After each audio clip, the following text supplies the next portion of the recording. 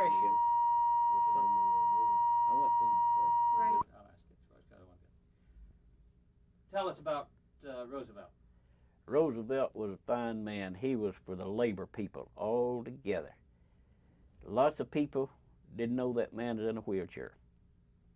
He died in a wheelchair. I mean, he died in that place there in Arkansas. But he was strictly for labor. For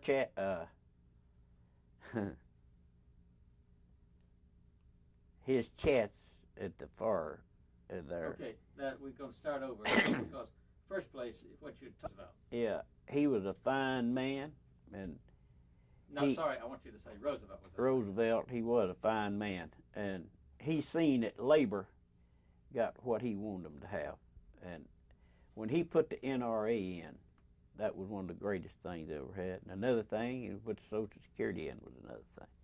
Social Security went in 1937. But the last part of 36, they held 6 months Social Security back. And then they put it all out, went to giving it to the people. I got the first cards put out. And so he helped the people. Anything the people needed, he got it for them. But he was... Good catch, Jamie. Just turn it off. Whenever. Okay, tell me about Roosevelt. He was a wonderful Just, I man. want you to use Roosevelt. Roosevelt was a wonderful man. I tell you, he helped the labor. He done everything there for the people that he could help. And he fixed it where they could get insurance and stuff like that. He was a powerful man. He thought everything ought to be done right, which he done everything right. And he was he stayed in the office. He wasn't out ripping and running around Europe and everywhere else. He was there in the office seeing about what was going on in the world instead of running around somewhere else. Tell about his being in a wheelchair. Yeah, he was in a wheelchair. He had polio. His that's what they got for the people, insurance and stuff for the polio, and that's where that started from. What happened in Gadsden when he died? Oh, just everybody. It's just like a big funeral. People they loved him and everything else, and they just thought he was the greatest there was, and they shut the mill down, and about a half a shift of it was shut down, and people was really interested in him and Roosevelt as the way he had done and the way he run the country and everything. A wonderful person. But at the end of the strike, he said that the mills would not discriminate against strikers, and yet they did. Well, they could at some extent.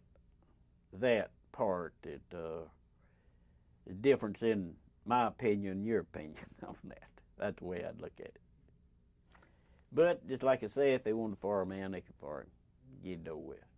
And nothing said about it. We had, at the time, we had a couple of overseers beat up down there. It wasn't overseers, bosses. He had done a good bit of rough talk to people in their apartment. And they just caught him down there on Wall Street. One of them just beat the devil out of it. Nobody knowed nothing about it. Nobody said nothing about it. He didn't or nobody else. Because it was some union people that done it too. They really beat him up pretty bad. But he never did file no charges, nothing, So when the mill went back, he worked a little while and he quit. I understand that there was a good bit of sexual harassment of women in the mills. Oh, yeah, they was. These overseers would go tell these girls at their harem, say, well, if you don't go out with me, you don't have any job. It's too far on account of that there. One of them was Wiley Davison, and the other one was Harv Crowder. Wally Davis was the worst than it ever had been. How did he get fired? Well, they put a girl in there, and he just went to her and told her, if you don't go out with me, you don't have any job. Well, she wouldn't have it, but her boyfriend did. And he told him, said, no, he said, this won't work. So he just went to Mr. Moody and them, told him what happened. So they fired him and put the girl back to work. When was that? Do you remember when that was? Well, that's a later part of it, when after the strike, they do that. And they would one man in the spinning room, his wife, at the shrum tried him, but told his wife, said, you can go out with me, I'll have to fire you. So her husband was in the union. His name was Louis Holliday. He was in the union. So she wouldn't tell it. And she told him what happened. He said, we'll fix that up. So he just went out and called a meeting with them. And he told them what happened. So they told at Shrum, said, we're going to give you one notice, and that's it. Said, if you bother any more of these women to say anything else to them, said, you fired. But they didn't do Wally Davidson that way. They fired Wally Davidson right there because he had a lot of girls messed up there that wasn't supposed to be in that. He wanted the girls. He didn't want their job, didn't want them to work, stuff like that. It was pretty rough on some of them girls that went in there.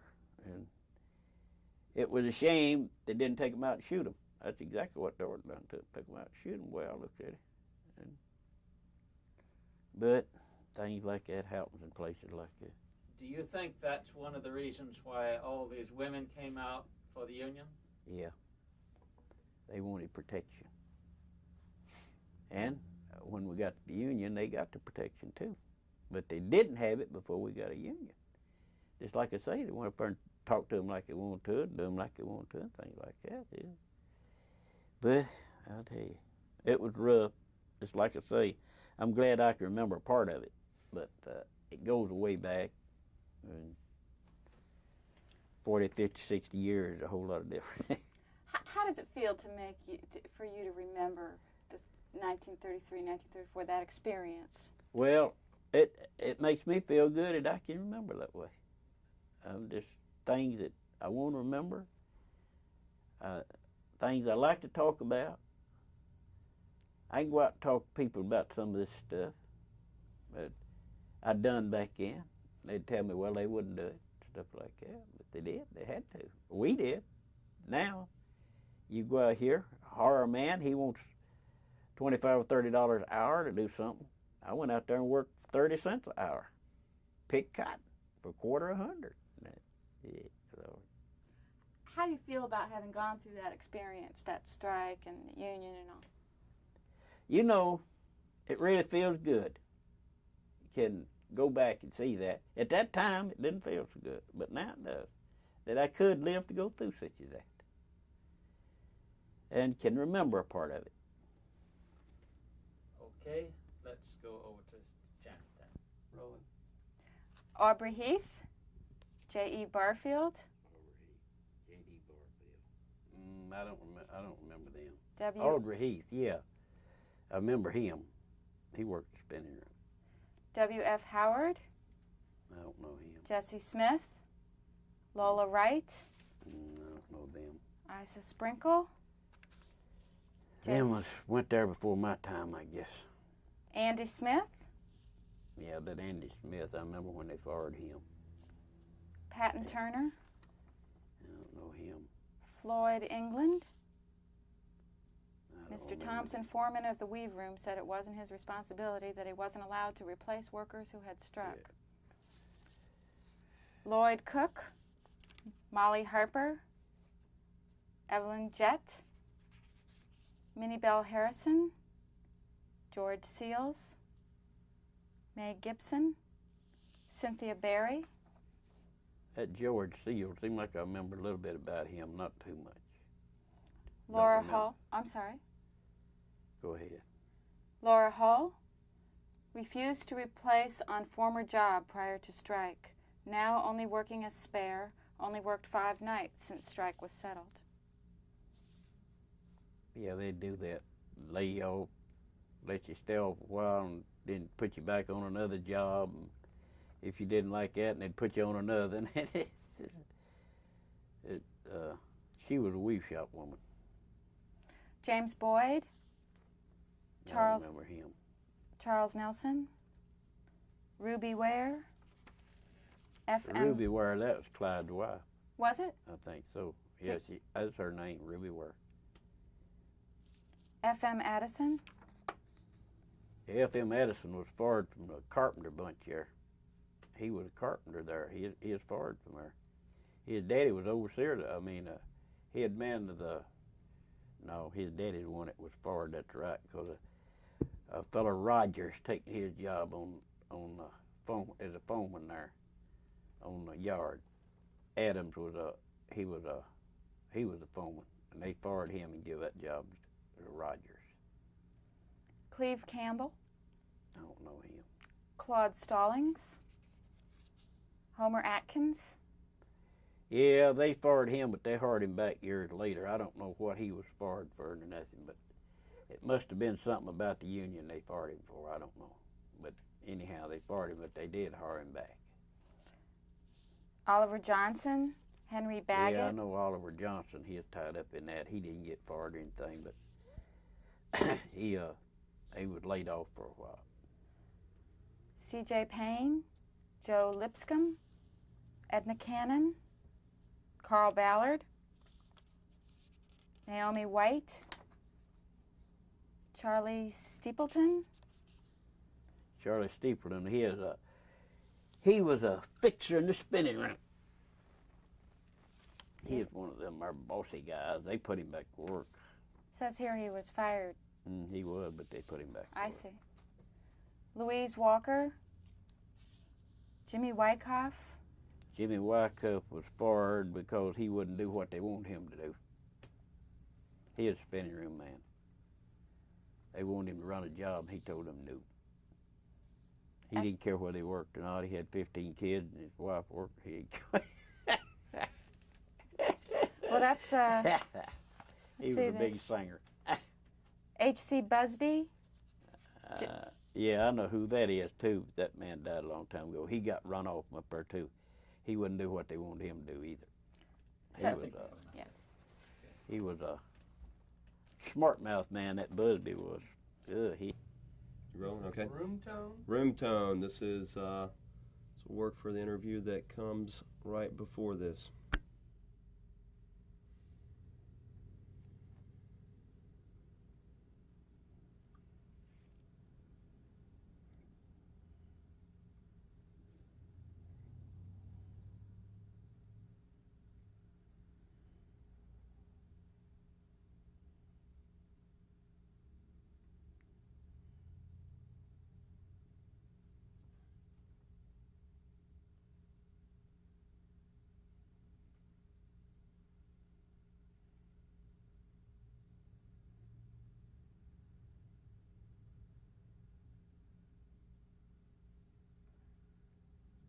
Okay, I guess I'm done. Okay.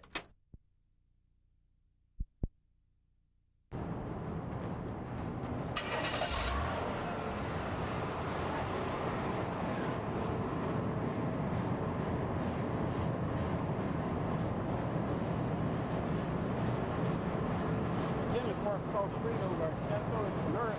Them cars come down through that bank. I don't know where he steers at.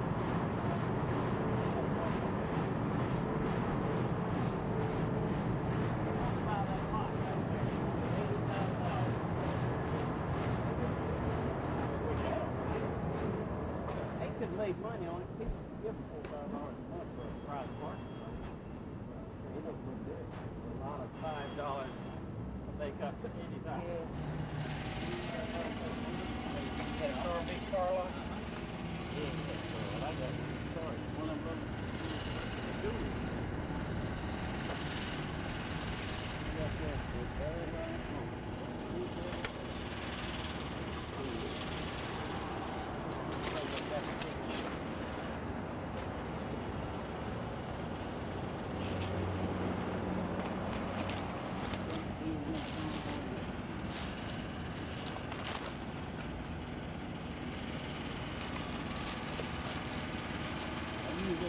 worked hard for a long time. I put work in.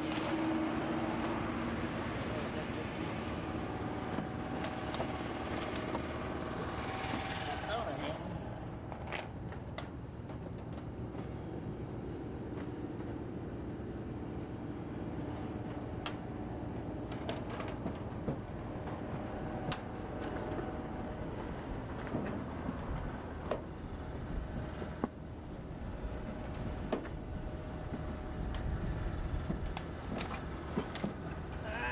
There we are. Why'd you put the foil on it? We used it for a doorstop. You know where it came out of? Yeah, it came out of the main part of the building up there. Where the drugstore used to be. It's an old brick, I mean old too. What did you pay for it? Quarter. Quarter. What manufacturers?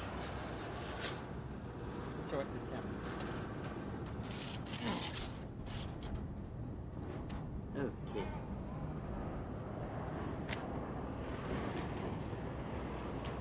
So what part of the mill did it come out of? Come out of the main part of the mill. And why do you keep it? I just want to keep it back. Why, she wanted it for a doorstop, so I just took it, put it in there, and we moved. I put it in the car, and I never did take it out. Yeah, I want to get a picture of you of that, and then you can put it right there. Stop.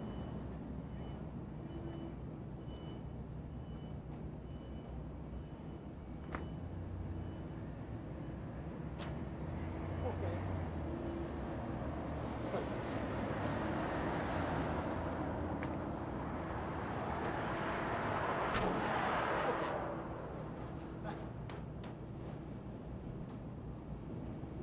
Ground rules, okay? We want to generate a conversation among all of you. We want you to be talking to each other and talking to me and talking to George.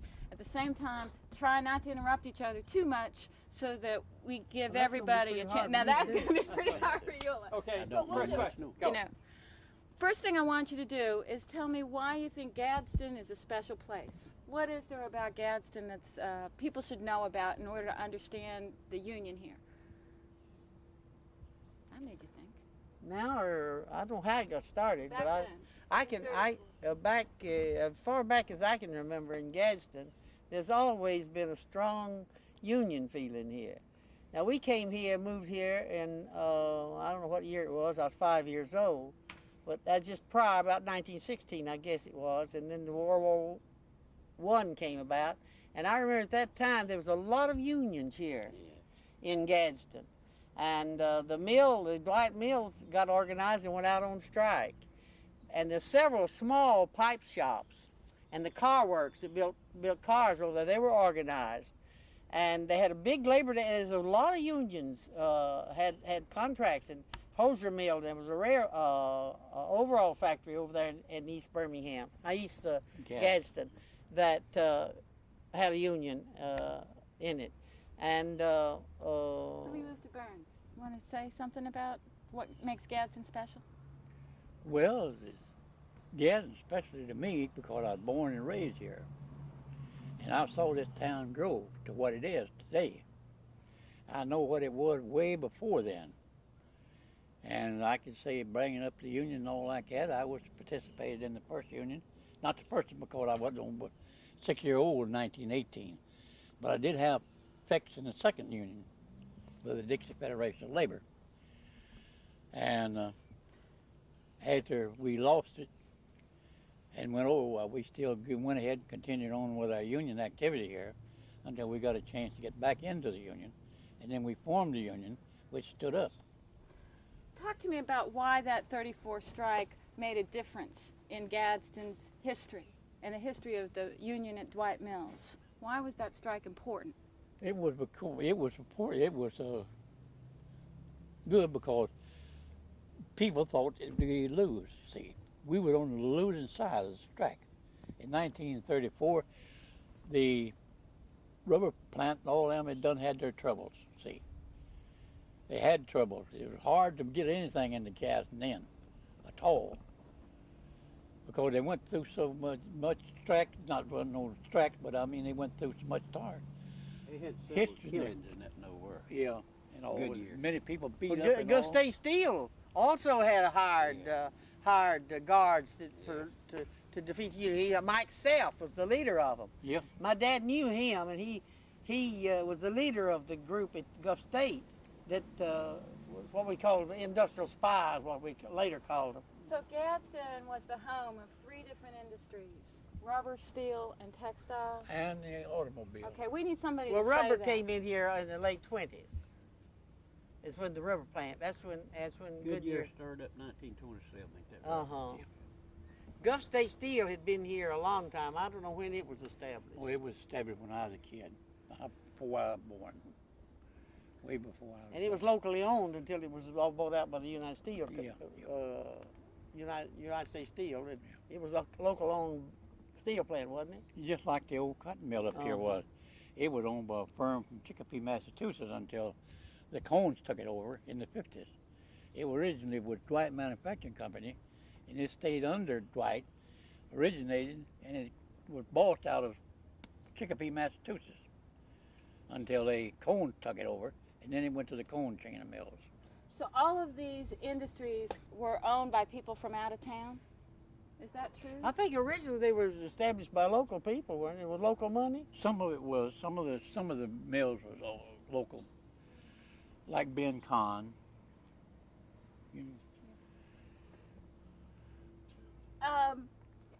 Would you sing that song for us, Eula? The one where you hey boss man, you're not so Oh, I mean, don't know you're it just all. tall. Just that little piece of I it. don't know it. That's an old song that I forget who sang it.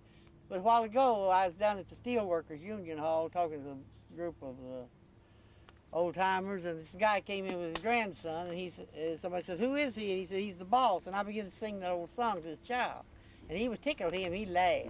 He said, "Hey, boss man, won't you hear me when I call? You're not so mean, you're just tall, that's all." That's a good song. Tell me about Sheriff Leith. He was no good.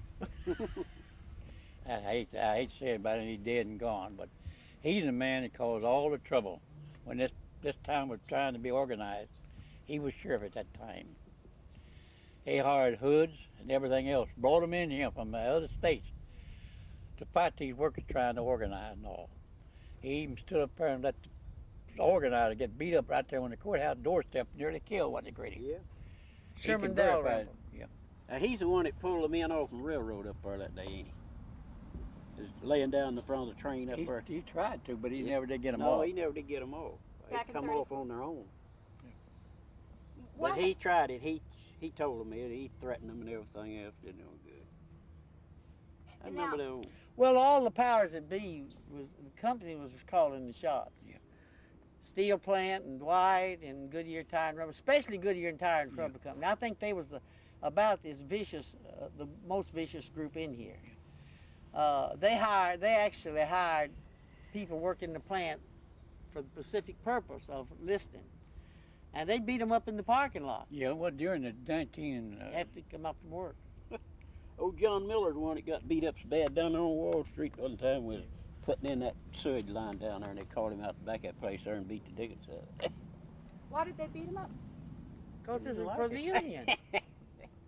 Just Oh, like they that? had Well, he was, gang. just like I said this morning, he was rough on his help.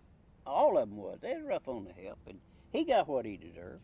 Oh, you're talking about he wasn't a union man. No, he's the boss there. in the Oh, well, I was storeroom. talking about these people the company had hired working in the Yeah. plant to spy. Yeah. And they'd hear somebody talk in favor of the union. After work, they'd catch them. Well, you especially know, over there you at the parking lot over at the rubber plant. you was back in when steel was trying to organize and all like that. You know, the company hired thugs. They marched their workers in over there, and they kept them in that darn plant over there, and guards over them, and wouldn't let nobody in, nobody out for weeks and weeks and weeks. They held them under guard. Tell me what happened to Sheriff Leith once the union got established in Gadsden. Well, he was out before he ever got established. I guess he got too old to be a Yeah, sheriff. yeah, eh? he was too Well, old. he was He a just- sheriff when I was a kid. I think he was just voted out on the last term, wouldn't he be? Wasn't he voted out on the last term? Did he ever tried to run or anything? We had the sheriff before we got, what's his name? The one that was so good to us, Grady. Lived down on the river. I know his name if I could think of it, but I can't think of it. I can't think of his name either. I thought you all told me that once the union came in, you got a sheriff who was much more behind by labor. We did. Can you describe that? Well, he'd give us anything we wanted. It's companies go over there and tell the sheriff's department, send some people over here. They'd go the other way. They wouldn't come over. See? They wouldn't mess around us because we had a union man in there. It was over the sheriff's department, and these companies go over there and beg them, get somebody over there. We're having trouble. Well, go ahead. We'll be over there in a while. After a while, never did come. That's a real difference from from the other. Yeah. And letting the man stand there and get beat up on the sheriff's doorsteps. Yeah. Let me switch the subject a little bit and ask you to talk about the state council. Back in 1934, there was some kind of an organization of all the textile workers unions in Alabama. What was that all about? That was State Council of Textile Workers, what it was called. And did you all go to any of those meetings? I went to one or two down there at Birmingham. I don't think we had, well, I left here, you know, after I got fired, and we had several. Several meetings in Birmingham. We had a formal organization, but I just imagine, just thinking about it, I imagine back then, you know, we had to pay union dues and we couldn't hardly do it. We didn't have the money to go like we How much was the union dues? B, you remember now? Started off 25 cents a week and finally got up to $1.25. I week? couldn't think Yeah. how much it was. Well, we paid $1 to join and 25 cents a week for years. You see, the union didn't have no money. We had to buy our own expenses. And we didn't have much money to go do with. Well, it was like us. Because people couldn't afford to pay anymore. Well, it was like us during the first strike in '34. We didn't have nothing. Nobody didn't get nothing. That's Nowhere. Right. I got a dime. Nobody didn't give nobody nothing. Give me some half soles. And then we got our union in up here and had the first strike with the cones. We knew we had to have something because at that time the International Union took care of us. You don't know about it. They We took built care up of a us. strike fund, begin together a strike fund, you know, put so much money aside for a strike, a defense fund we called it, I want you to help. I want you to go back to 34 when the State Textile Council was formed. Seems to me that that's the first time that workers from across the state ever joined together. Tell me what it was like to go to a meeting and have that feeling. It was an organization set up, and it was trying to, he knows it as well as I do, trying to organize all the textile workers in the South. And we compare what was happening to this shop, that shop, Other and what we were going to pick out. More or less, certain shops that was organized to pick out an unorganized shop, they'd take responsibility to go see if they could get those people to the union. That's what they call the flying squadrons. That's right. We picked out the Avondale Mill, see, that old mill I worked at, because we were pretty well 100%. Because the people in the work mill, I've often told you, the people that I worked in with the net mill is like a hobo mill. People didn't care whether they had anything or not, didn't have nothing, and didn't care whether they worked or not, just tell you the truth, most of them. And they were brazen. And unlike the people over at the Avondale Mills, which the Comers, that's the biggest chain in Alabama, the Comer Mills. And they had a paternal policy and tried to be. By the way, today they don't call their help employees, they're associates. Associates. They're not workers, they're not employees, they're associates. That's like Eddie, we lost a union strike here in the '34. Then the company come along and created what you remember. You remember what they created? Tell it. Dwight Employees Association. Oh yes. Well, that was a company I was union. telling you about this morning. Company Yeah. union. well, we didn't have They to wanted condemn to that. force us to join it. The steel plant in Birmingham had that too. They had a company union, so-called. They called it an independent. Tell me one more time. No, not that tape.